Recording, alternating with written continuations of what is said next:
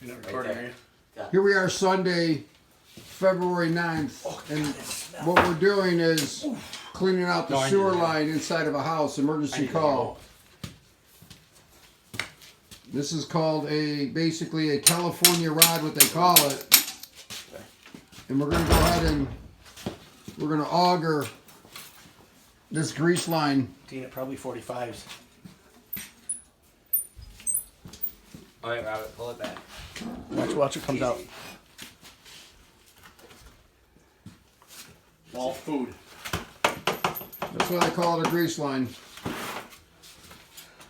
Worse than feces, the smell. Oh yeah. Turn it.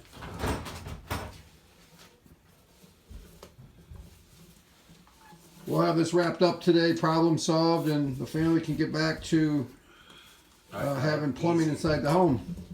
Easy. Garrett, pull in. Oh.